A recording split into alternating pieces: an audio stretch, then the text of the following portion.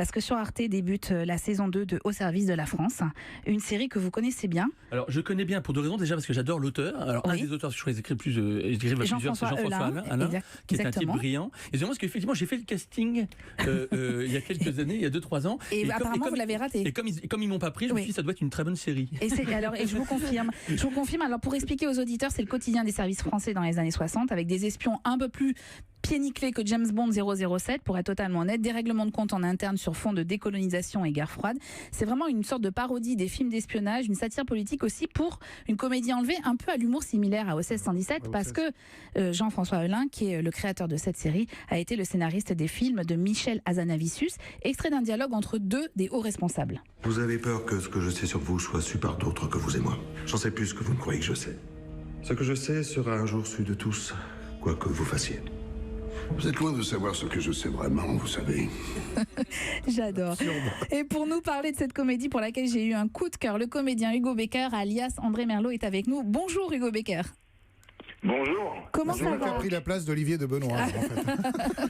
Faut pas lui parler. Je suis désolé, mais si tu veux rentrer au service, à mon avis, il y a encore de la place. Il y a encore de la place. Il paraît qu'il y a une saison 3 qui serait en préparation. En stagiaire. En stagiaire.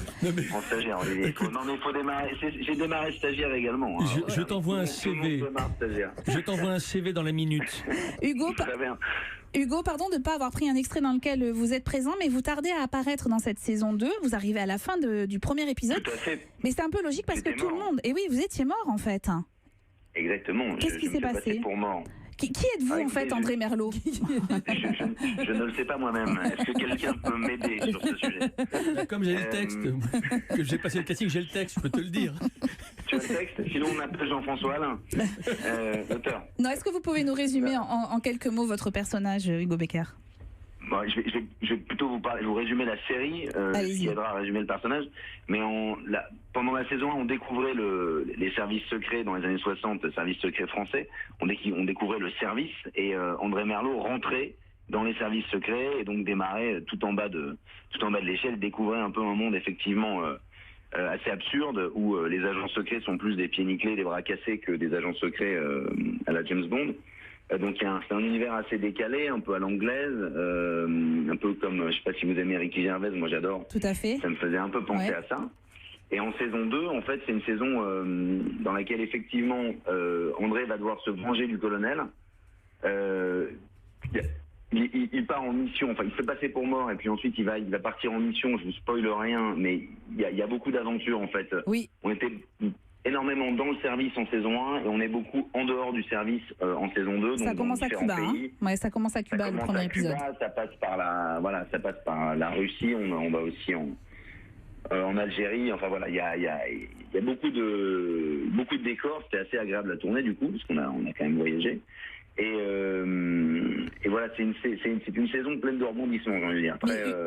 Hugo, on est d'accord que vos confrères des services secrets sont toujours aussi misogynes et racistes que dans la première saison, sauf qu'il y a quand même, il y a un peu de rébellion dans l'air, notamment de la part des femmes.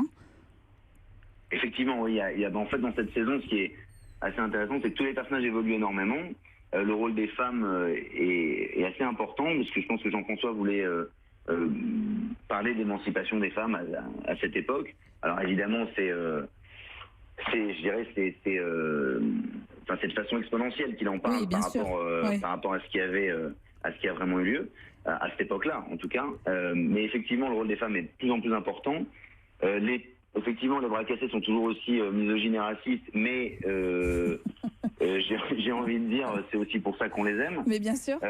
Parce que ça les rend absolument crétins, et voilà. Et mon personnage évolue effectivement c'était un petit peu un novice qui débarquait, il devient plus un homme d'action, voilà, et qui part à la recherche de ses origines et d'une vérité. Et d'une vengeance contre le colonel. Mais ça l'empêche pas d'être dans certaines situations assez comiques, comme voilà, je pense qu'on peut en parler d'une ou deux, mais le détecteur de vérité Exact. Voilà. Et vous dansez très bien, Hugo Becker. On le voit à la fin du premier épisode. Vous êtes très élégant. J'étais obligée de vous le dire. Je trouve que le colonel danse encore mieux. Vous ne trouvez pas? Non, dans cette séquence, franchement. Hugo, on va vous donner les dates du bal des débutantes qui démarre en juillet. Hugo, on sent qu'il est un peu forcé. Mais on sent que voilà. Il y a du rythme dans la peau. Hugo, en quelques mots, le deuxième semestre 2018 s'annonce très chargé pour vous. J'ai bien l'impression.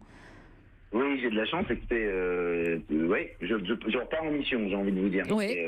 C'est tamponné et double tamponné. Il y a 2 films qui sortent, hein, c'est ça? 2 films au cinéma? Il y a un film de Xavier Duringer, qui s'appelle Paradise Beach avec Samy Bouajila et Kouchen. Un film de Mohamed Hamidi qui s'appelait Zone France, qui va s'appeler Le Grand Paris, avec Gilles Lelouch, Sabrina Ouazani et Malik Bentala. Et là, je suis en train de tourner une série pour Netflix qui s'appelle Osmosis. Et puis vous allez au théâtre aussi, si je me suis bien renseignée. Vous n'allez pas jouer Amadeus? Tout à fait, avec Thierry Frémont. Écoutez, on vous souhaite bon courage pour toutes ces missions. On vous retrouve surtout ce soir à 20h55 sur Arte. Ne ratez pas cette saison 2 d'Au service de la France. Vous ne le regretterez pas. Et puis la saison 1 est disponible sur Netflix.